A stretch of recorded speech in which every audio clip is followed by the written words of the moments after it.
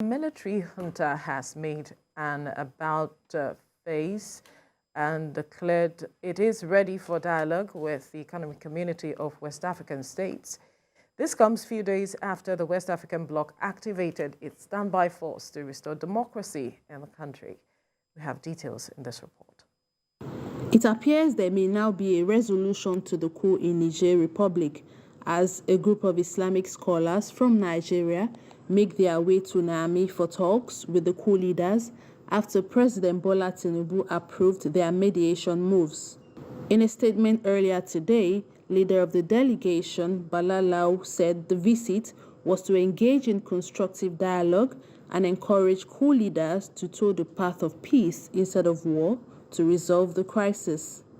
He also noted that the coup leaders were dissatisfied with the ultimatum by ECOWAS without hearing their side of the story.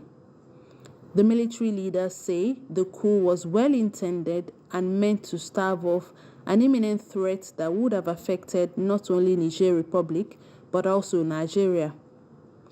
The National Missioner of Ansaruddin Society of Nigeria, Abdurrahman Ahmad, who was also on the delegation, disclosed that contrary to reports making the rounds, they were given a warm reception in Niamey. War is an ill wind that blows no one no good. It is a matter of the last resort. And from what we have seen, we think the situation is redeemable because the Nigerian government is ready and open to dialogue and a peaceful resolution of this.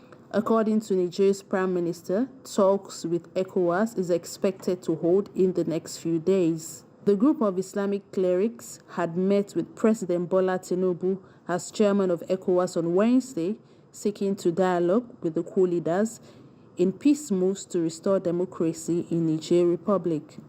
We are enriched with what we have seen and what we have heard, and we'll go back home to report to His Excellency the President what we saw and what we discussed. With this latest development, the West African bloc, who earlier activated its standby force to restore democracy, may be coasting to victory to resolve the coup, which is the fifth since the landlocked country gained independence from France in 1960. Well, joining us here in the studio is a security consultant, Colonel Hassan Stanlabo, retired. Good morning. Thank you for joining us. Morning. Good morning, Colonel. Thank you, Mike. Thank you. And in our Abuja studio, we have Baba Yusuf, a strategist, a policy analyst, Group CEO, Global Investment and Trade Company. Thank you for joining us, Baba Yusuf. Thank you for having me, Veronica. And I think I heard Mike's voice there. Good morning. Oh, yeah. Good to see you on. Yes, he's here.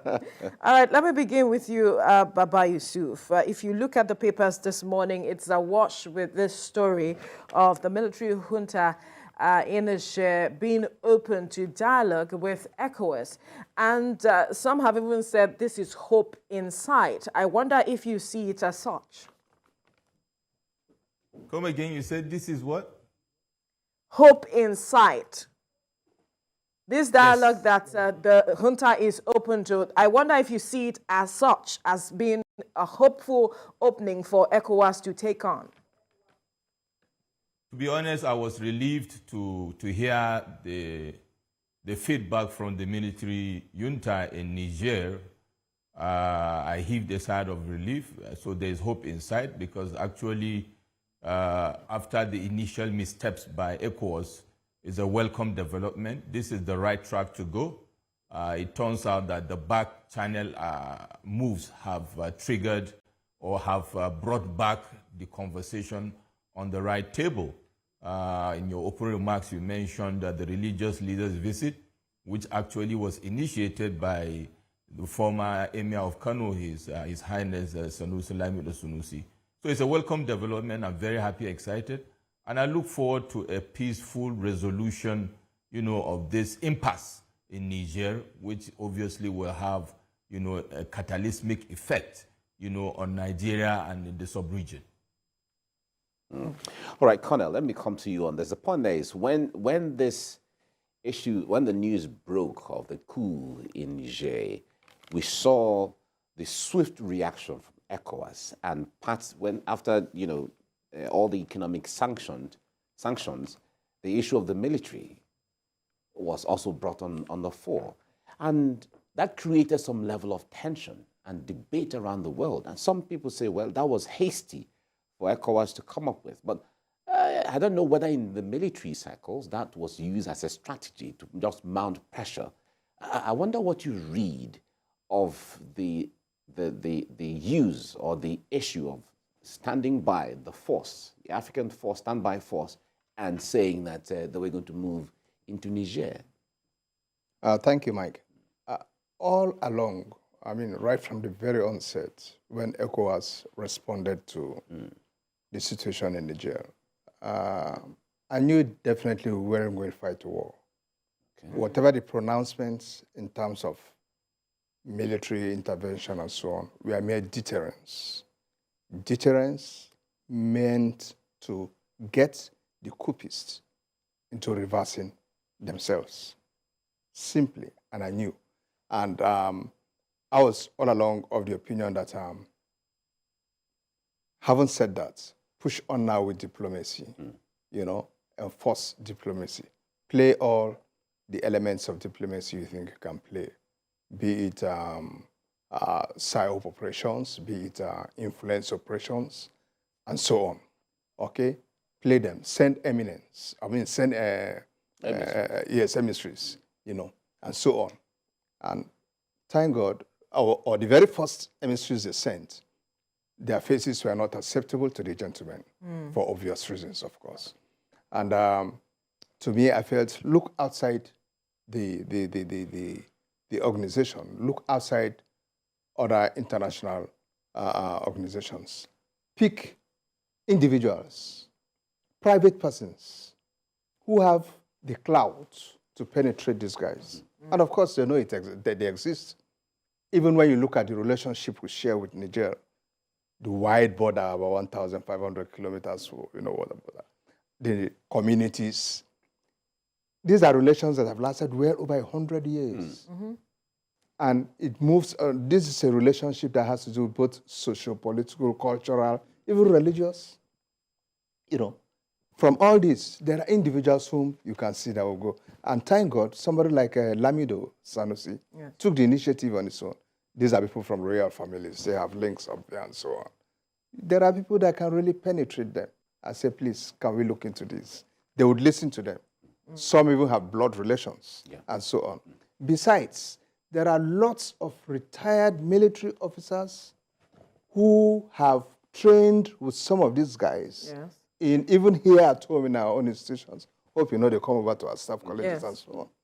There are people, when we go on courses in India and so on, we meet guys who have staff college here with, you are still in service and so on. And we play with ourselves and things like that. So there's a camaraderie. Yes, you could fall back on some of these relationships. We call ourselves once in a while. I let him know, please, can I come over and see you? I know there is a problem, but please let me just come over.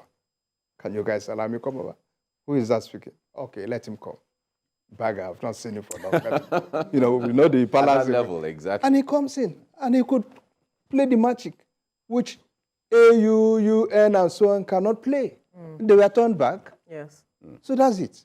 So I think it's been very, very, very interesting. I like the developments I'm seeing now, and so on. And we can't go to war.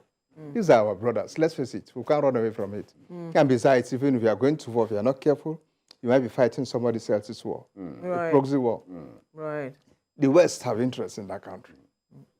They have interest in that country. Because there's been question about what's at stake in Niger. We've seen other West African countries, have coups, and we didn't see this kind of reaction. So what is at stake in Niger? In Niger now, that everybody is That's the question. Of course, first and foremost, I want to mention uranium. We all know that that's a high-valued mineral in the world today, especially for the West, not impoverished countries like us, those who really have the use for it. But the guys whom they're milking these things from, they have not even put in their fixed, let's say, their own power situation, so that while we are milking you, at least you are still benefiting. Nothing. You just leave them in their impoverished state and you're milking them. Not to even talk of the role France is playing in all French-speaking countries. You know, gradually, as we speak, there is this build-up of animosity towards France from these countries. Yes, yes. I hope by now, we should not be surprised to see a Sahel Spring. Just like the Arab Spring. Just like the Arab Spring. Because look at all where these coups have been happening of late. They're all French-speaking countries. See the way they wanted to support their brother, Burkina Faso, when they felt, oh, you people don't know what we are feeling. All right, we are coming to support him. Because you guys are enjoying. The British have pulled off completely. In our own case, we are still in bondage. And things like that. So to an extent at times, you want to begin to really say, look, can we give this thing a holistic picture? And also, let's face it, Frank and Vero. What is still bringing about coup d'etat today in present contemporary world, when coup itself is detested globally, it's no longer fashionable? Even as a military man, I cannot recommend any idea of coup in my country, despite all the problems we have. I know going military, that doesn't solve our problems. It takes us years back with our own wealth of experience. Now, the point is that, look, just like this gentleman said here, one of the presidents of one of the West African countries, and that is George Oponwe, and I quote, okay, as long as ECOWAS tolerates institutional coups that allow lifetime presidencies and fraudulent declaration of election results, manipulation of judicial announcements, there will always be military coups. And we cannot condemn military coups when we do not condemn those who carry out institutional coups. ECOWAS should work for the interests of our people. George Oponwe, President, Liberia. And that's the truth. That's just the truth. Yeah.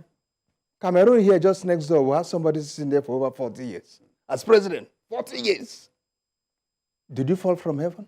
For 40 years, you are president? Maybe he's the Messiah that okay. Cameroonians are still... I can see how rich the country is. Interesting. Right.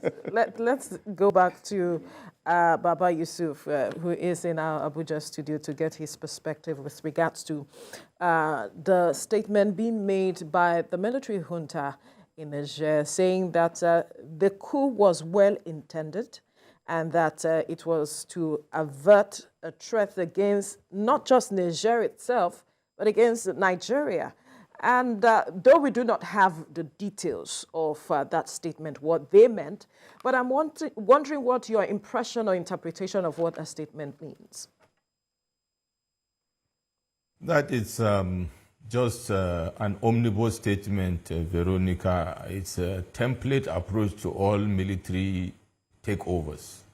You will just have some kind of semblance of justification.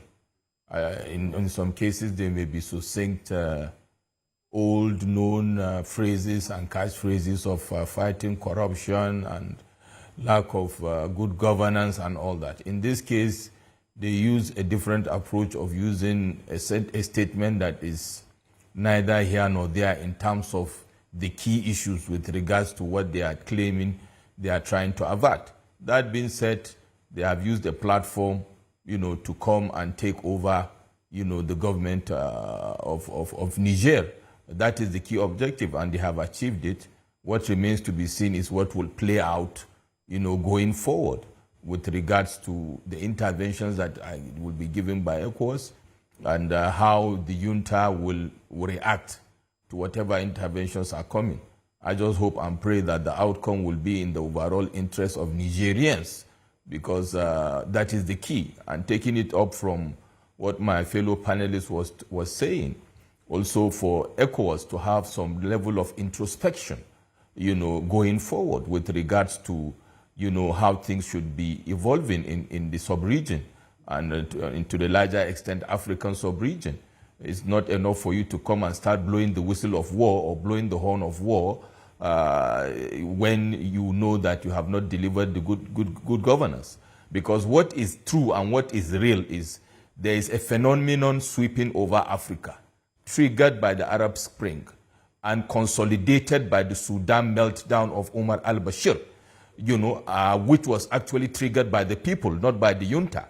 But the military seized the moment and took over. And we have seen what has been happening in the Sahel belt. We have even Alassane Ouattara last week, blowing hot and cold. Unfortunately, this is a precedent, that modified the constitution for him to have a third term. He got another 5 terms. So most of them are, drumming this aggressive posture to dissuade the military activity in Niger and maybe potential military takeovers. But that will not stop the reality that people have trusted, the democratic institutions, but successively and serially they have failed to deliver the dividends of democracy. And that is why, because of that window of opportunity, going back to the long-standing Hausa proverb that says, unless the wall cracks, the lizard will not find a way to go through. So going forward, I just hope and pray that the ECOWAS will look at the core tenets of ECOWAS, and that is the improvement of the economy of the sub-region. That should be the focal point. The moment they are able to deliver those provisions of the 3D and revised in 1991, I think that will further dissuade military takeovers or totally eliminate it. And also to continue focusing on Africa, on we, the Africans, and delivering value for us rather than leaning towards the Western powers that use them, for their proxy wars and to continue to plunder our resources. So however we look at it, the key role of dissuading and eliminating, military takeovers still falls within the ECOWAS in terms of the various leadership of the countries in the sub-region. Right. We'll have to put you gentlemen on hold for a while because we need to quickly go on a break. When we return, we'll continue this conversation. To stay with us.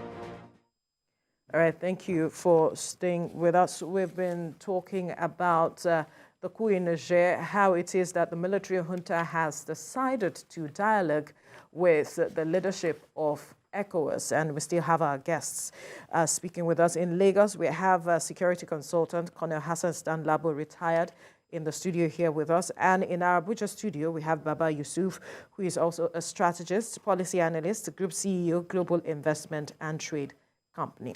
Now, let me come to you, Colonel. The junta was saying that why did it not receive with the first delegation that went from Nigeria to engage them was because they were, against the sanctions put in place. They felt that the sanctions were hasty coming from ECOWAS, and so they were protesting those sanctions. And there are those who have also said that ECOWAS was hasty in putting forward sanctions against the junta. I wonder how you interpret those conversations coming out of there. Was ECOWAS hasty in any way? Well, I think, Vero, it depends on how we want to look at it. one might subscribe to the idea or could support the idea of they being hasty about it and say, look, it was proper for them to immediately get these guys to know that, look, we completely dissociate ourselves is what you're doing, and want you to reverse yourself. Somebody else would have said, and just like the guy said, you didn't listen to my own side of the story, and you went ahead issuing me sanctions or threatening me. All right, let's see how far your threats can go. Okay, so both ways, to me, I think it's all correct. It depends on how you want to see it. But under such a situation, I was thinking that before the sanctions, because, I mean, the sanctions came after ECOWAS had met. Am I right? Mm-hmm. Good. In the course of the space between when the coup itself came up and when you meet, the headquarters of ECOWAS could have established communication with the guys and be able to know. I mean, we have an ambassador there who could help do some linking. And then, look, what's wrong? You know, and they would understand this is ECOWAS chairman trying to find out from us, from an outside position, what the situation is. We're meeting in a few days' time, and I just feel like we hear your own side of the story. And then the guy could now open up. Because actually, when they open up, you hear all sorts of things, including some of the things we've discussed here. Mm. There is this grievance against France, seriously. Yes. You know, and so on. And they, the military chaps, feel that these politicians are, look, by going ahead with France in carrying out France's intents in our land, suffering our people and so on. How genuine they might be, we never could say. We've seen where military has taken over in countries, only to turn up being even worse than the civilians themselves too. Yes, I mean, even here at home, most of us will tell you, I think we feel better under civilians. Our welfare are even more taken care of because our own military will take over in those days and care only after themselves. You could imagine it was after we handed over to civilians that we were begging Obasanjo's administration to please increase our salaries. We were poorly paid. Those who should have taken care of that did not, because even they, some have forgotten where their pay points in the banks are. I'm telling you now. Yes, they didn't even know where their pay, because how much was the salary going in there? When as a governor, you know where to dip your hands and take good money. As a minister, you know where to dip your hands and take good money. This is Nigeria. Corruption didn't just start now. Okay, so that is it. So these are the sort of things we're talking about. The guys had their own grievance. Right. And they are feeling that you wouldn't even hear my own side of the story. Yeah. And you went ahead issuing, okay, let's see how far your sanctions go. So when you start sending your emissaries, they tell you, well, I'm not seeing them. Whether it is UN, US, or whatever, I'm not seeing them. Period. And that was how they turned them back. Right. Very embarrassing. Right, right. All right, but let me come to you on this. The point there is, part of what ECOWAS is insisting now is to have President Bazoum back or reinstated as it is. If Bazoum, of course, let's look at it. We have Colonel here is in the studio. I believe he might want to talk about this eventually when you finish. But when Bazoum comes back, of course, there'll be consequences, because anyone who truncates the presidency or truncates a government, there will be consequences. As it is, recall, when ECOWAS was insisting of invading Niger, they said, well, if you send in people here, we're going to kill the president. So all of that is on. Now it's good the negotiations are back, or there's going to be negotiation going forward now. But do you genuinely see President Bazoum being reinstated as president of Niger Republic? Well, my direct answer to that is no, and I'll tell you why. First of all, let's step back and look at the events build up to or aftermath of the takeover. What happened on the streets of Niamey? The sheer high number of the citizens of Niger coming to pay solidarity to the junta. That speaks volume with regards to how the citizens, which should be our fundamental focal point on this issue, feel about the junta. Whether what will play out later will be good or bad for the citizenry is a reflection of the desperation of a people. Now, taking it from there, the junta also made some very critical statements, populist statements, to talk about France and the inimical activities of France on the country and all that, trying to validate their position, sucking up the sentiments and trying to get more support from their people, which is the fundamental issue. The people of Niger are members of sovereign nation, and their feelings and aspirations are critical. Now, when we step back and come and say, let's discuss the potentials of the outcomes of diplomacy and negotiation, which is actually the way to go, what are the scenarios? Like you said, could Bazoum come back? Well, it is highly unlikely. We cannot zero it completely. And when you go back to antecedents, how many people or leaders that have been taken down by military coups have actually returned? And let's specifically even look at the scenario of Niger.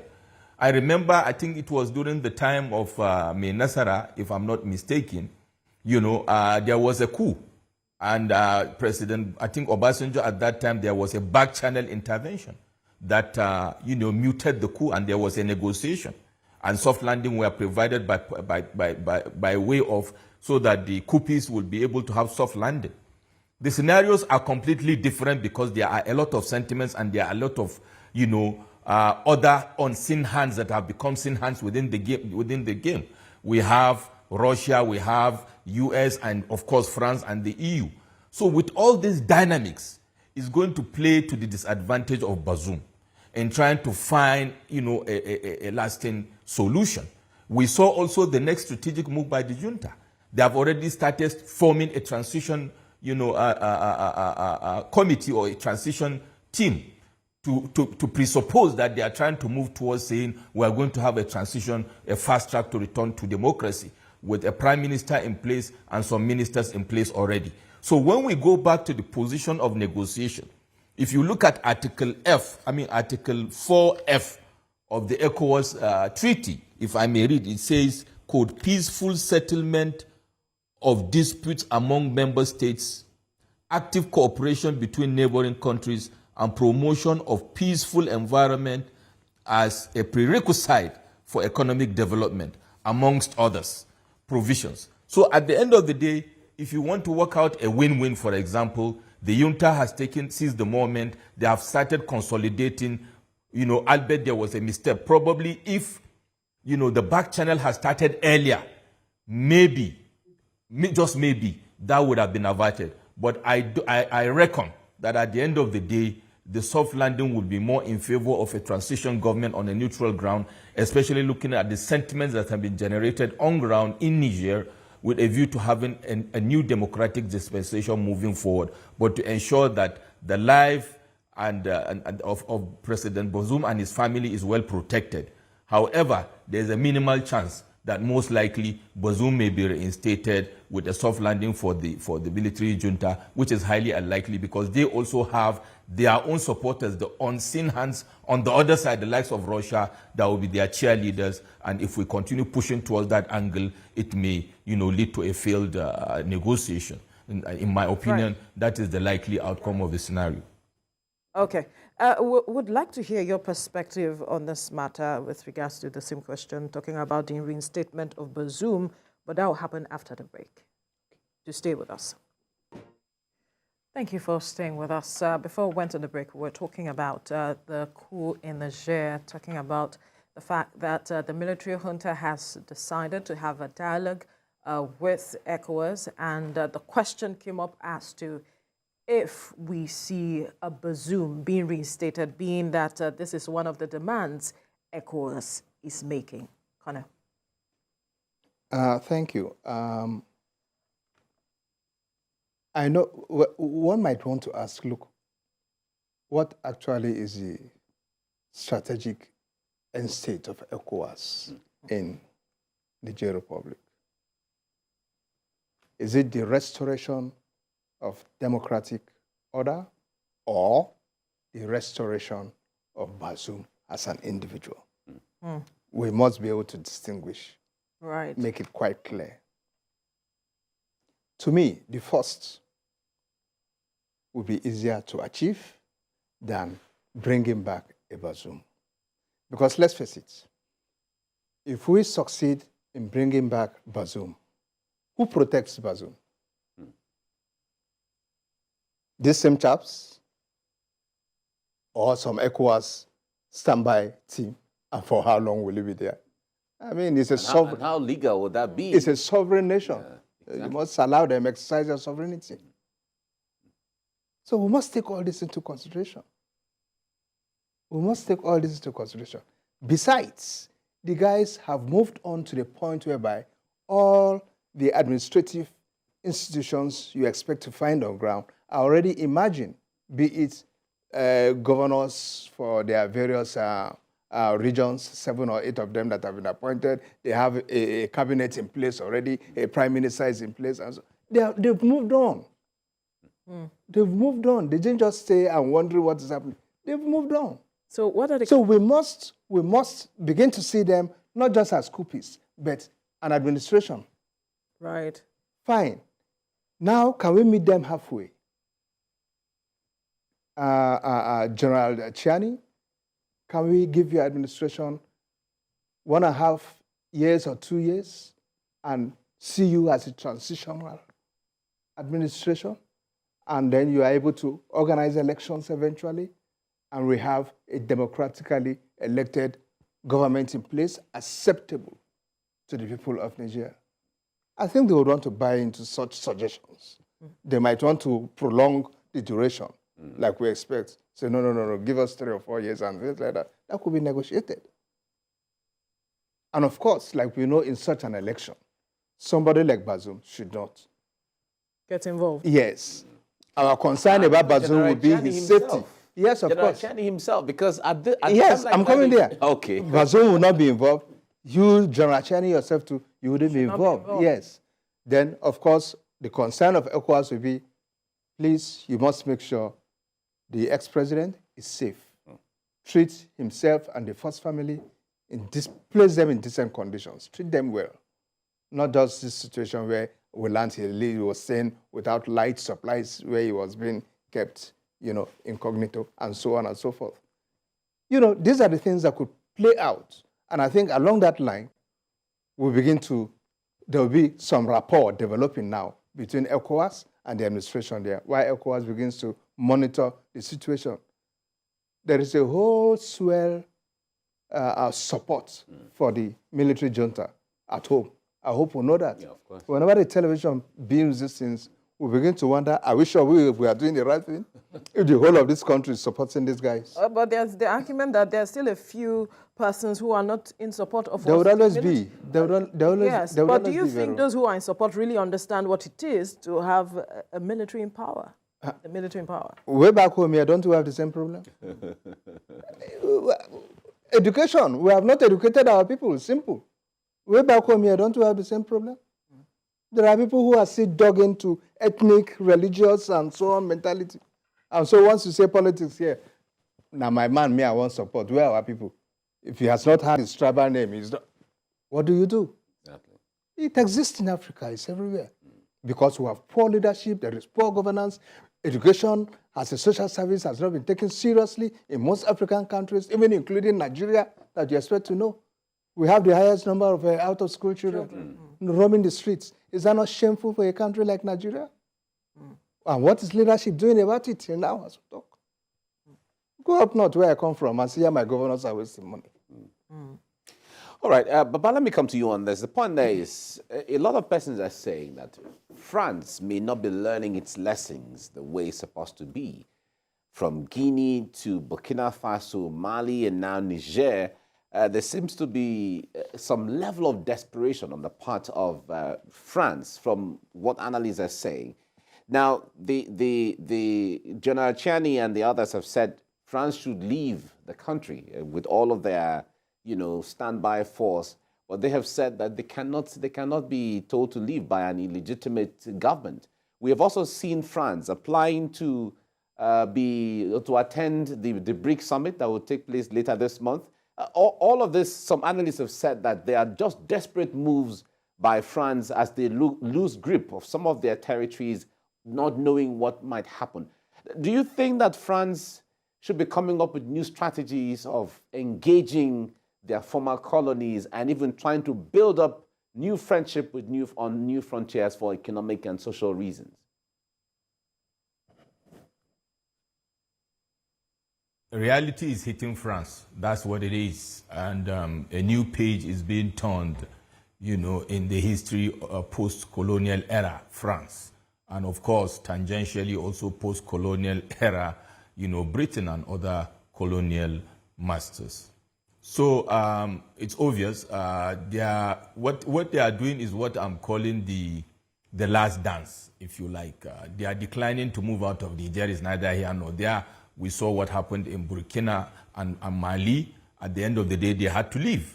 They will certainly leave. The posturing is based on the fact that they were waiting to see the outcome of the body movements of ECOWAS and to see if, at all some initial steps will rattle. The saber rattling that happened will shake these guys, and they will be able to stay.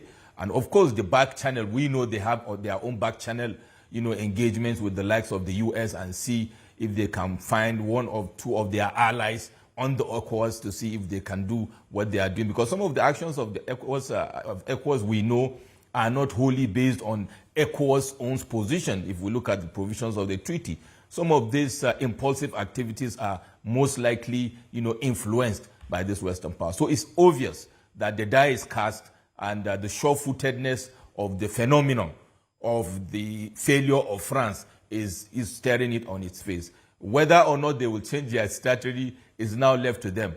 Obviously, they want to remain relevant in the scheme of things in global socio-political affairs and even economy, critical for them, because obviously with Guinea, Mali, Burkina and Niger moving out, they are going to lose significant economic holding that they have been enjoying, free money, free resources over time.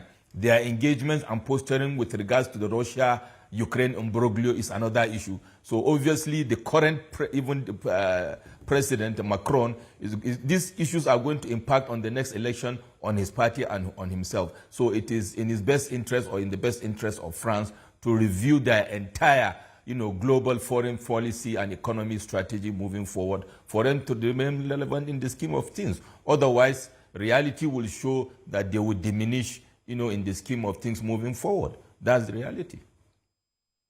Right. Let's come back to you, Colonel.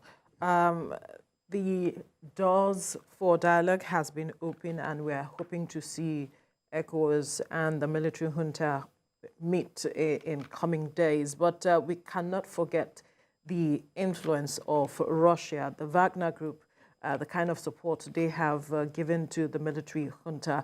I wonder how you see the negotiation going to go, knowing that the Russia influence is also there.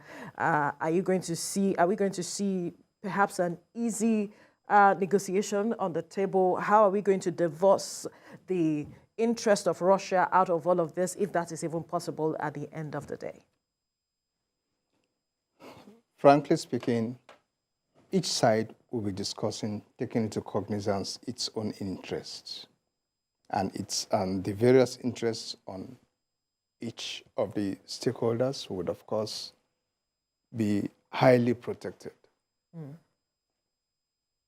The Nigerians or the Coupists or whatever would be saying, looking at what they stand to gain if probably Russia is to be on their side. Because already, like we know, France is on its way out. And just like my colleague rightly said, they are just on their last dance, whether they want to accept it or not. Mm. And it will cut across all the French-speaking countries. It's a matter of time. Now, what do we expect to play out? ECOWAS concern, of course, like we all know, will be to see that democracy is restored. Mm. Whatever role Russia is trying to play, it will not be for ECOWAS to dictate to a sovereign country who should be its friends, right, who cannot select their friends for them, just the way they cannot select our friends. That will be left to them, but in the course of our discussion, it's only proper that they will see that there's some level of brotherliness amongst us. And so whatever the lines of actions or decisions they are taking should be such that it does not injure that relationship between us. Just the way the lead country in ECOWAS, which I see Nigeria to be, is on its own to always putting into cognizance the fact that, look, these are our brothers. We've got a great deal of affinity. Whatever we're doing, let's consider them. More so when we know too that if you hurt them, you'll be hurting us too. Let's be frank about it. So in whatever the discussions that will be going on, both sides should be so conscious of their interests, okay? And that's how I see it playing out. And whatever Russia, we cannot stop Russia from protruding. When Russia is seeing the US there with a 1,500 standing army there already, taking care of their drone complex and so on. Russia is seeing the role being played by other countries like France and so on. Russia would want a pie also from there. So if Niger is beckoning on Russia to come, who is Russia to say no? They would happily want to come. Oh, we are coming on the invitation of the president or of the head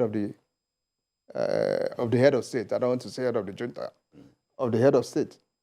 And so they will be there, family rooted. Now the point is this: bringing Russia and the US into that battle space is very dangerous. If somebody could spell this out to these guys and let them know that, look, choose one. We are not telling you not, but look, pick one. You are bringing two major powers into your state. It could be dangerous for you. If they want to fight their war, they will fight it here, not in their own countries, and your people will suffer. And of course, look at the impact on the rest of us as West African countries. These are the sort of discussions, I think, privately with the head of state of Niger and some of the heads of state in ECOWAS to sit down and talk with him brotherly. We are no longer quarreling. We are now talking like brothers. Please consider it. It's your sovereign nation. You have the final say. And then the man will actually go and discuss with the cabinet. All right, Baba, we have seen several emissaries from Nigeria going to Niger, and I believe I can only imagine the amount of pressure that is being mounted on Chiani, General Chiani, as it is. Now, let's focus on the role of Nigeria as the big brother here. Some people have said that ECOWAS is Nigeria, Nigeria is ECOWAS. You know, others are there, but it is what happens in Nigeria, you know, that other countries feed on economically, you know, and so on. Apart from the ECOWAS, what role do you see Nigeria playing directly in this issue in Niger, considering how ancestrally we are linked for over 100 years with the Nigerians, as the case may be? Thank you for that question, Mike. First of all, it is very difficult to have this conversation without, like you rightly said, it's going to be, you know, Nigeria is ECOWAS is Nigeria. That is why we are saying we should tread with caution, because 90% of the funding of ECOWAS is done by Nigeria. And based on the current situation in Niger, almost 90% of the negative impact of the outcome or negative outcomes of any war or impasse is already impacting in northern Nigeria. The current inflation in Nigeria, you know, in other parts of Nigeria has heightened by about over another 50% at the border towns already. That being said, I will expect President Bola Ahmed Tinubu, you know, to consider holistically, not just in the case of Niger, but I think Niger has triggered that thought processes. I am one of the proponents of a total review of our foreign policy strategy, you know, over time. I agree with the big brother role we play, but sometimes we tend to overplay that role, you know, in very significant negative impact on us as a country. You know, foreign policy strategy, I believe, should be your country first. And of course, the other allies and your neighbors. In this particular instance, we have, you know, a kind of Sesame twin scenario. We are almost conjoined twins scenario. So the way and manner, you know, Mr. President will ensure this is the outcome is done is first Nigeria first, and then of course the stability, political stability and sustainability of Niger is also important for us moving forward, because if they are down, we need to lean and pick them up, and that will exert another pressure on us. Mr. President took mantle of leadership at a very critical time in the history of Nigeria, with significant negative socio-economic variables to be dealt with. So the sure-footedness on that is very important. We know Article 4 again talks about equality and interdependence of member states. Niger is a sovereign state. Let's give them the support we need. And for me, is the outcome to be in such a way and manner that there's a fast-track return to democracy. That is one.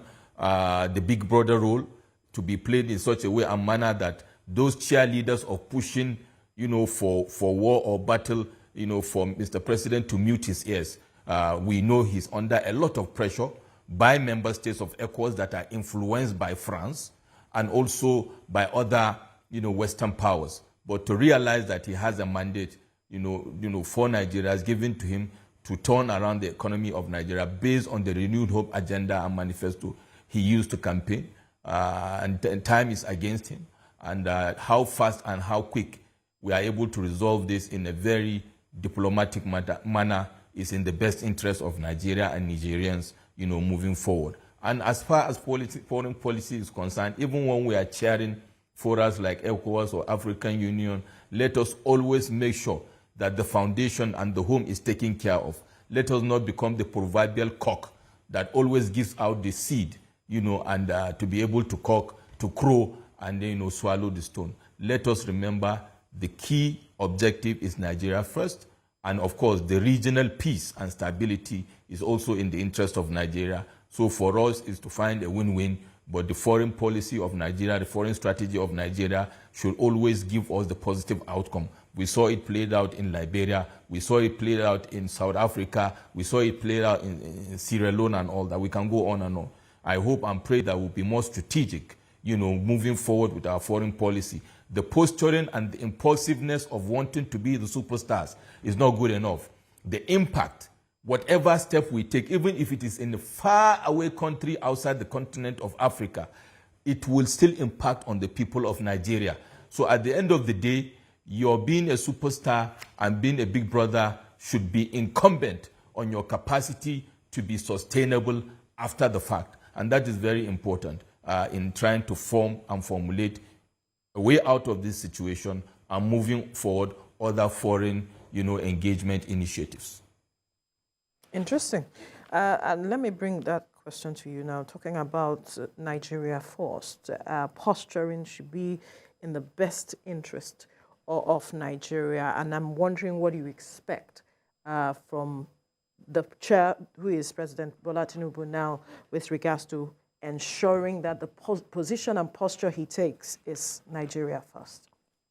Yeah, and in doing all what you have said, we should not forget also too that the very principles that guide our foreign policy,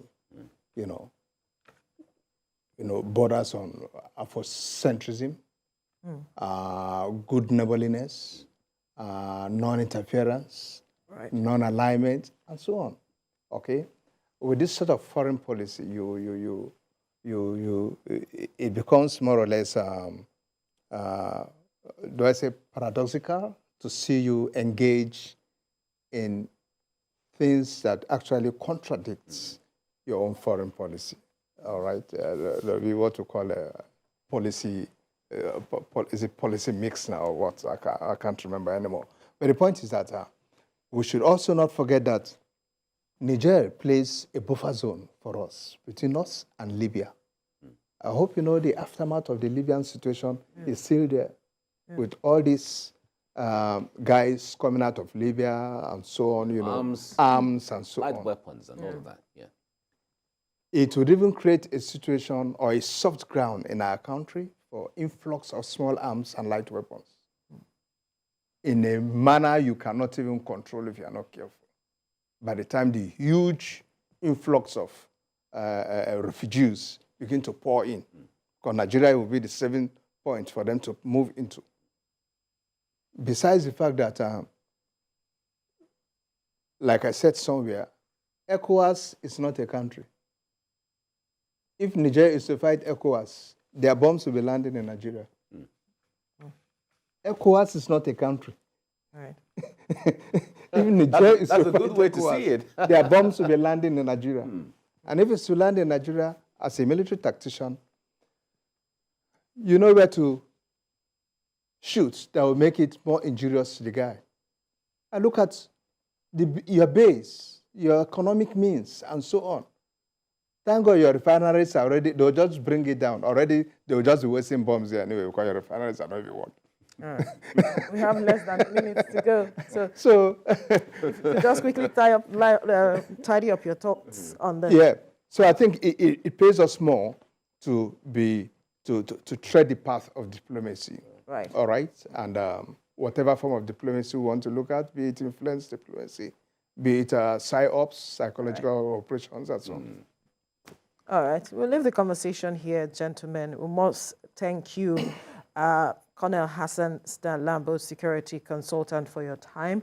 And our guest in the Abuja studio was strategist, policy analyst, group CEO, Global Investment and Trade Company, Baba Yusuf, for your time as well. Gentlemen, thank you so much. Thank you so much.